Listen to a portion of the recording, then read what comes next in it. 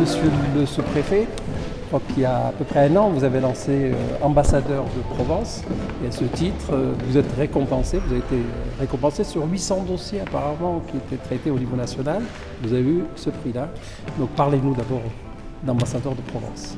Merci Monsieur le député. Effectivement, le réseau Ambassadeurs de Provence a été lauréat du Grand Prix des lecteurs d'acteurs publics, qui est le prix le plus prestigieux du groupe Acteurs publics sur 800 dossiers.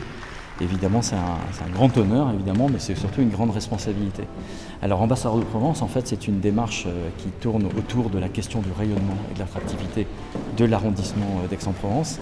C'est un travail qui a démarré, en fait... Et là, on associe quand même toute la Provence. Absolument. Et c'est un travail qui a commencé il y a un peu plus de 2 ans, en fait. Tout ça, ça a pris du temps pour réunir tous les acteurs qui contribuaient à ce rayonnement sur le territoire. Aujourd'hui, ils sont 350. Donc ça a pris un peu de temps pour monter en puissance, mais la particularité, c'est que tous les secteurs d'activité, comme vous venez de le dire, sont représentés dans le réseau.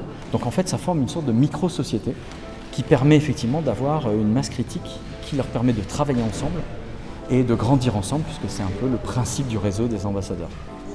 Eh bien, il ne nous reste plus qu'à inviter en fait tous ceux qui pourraient se prévaloir de ce titre d'ambassadeur à nous rejoindre sur Aix-en-Provence. Absolument, monsieur le député, évidemment, et sous votre conduite, puisque les parlementaires qui sont sur l'arrondissement sont naturellement les ambassadeurs de la Provence. Merci à vous. Merci.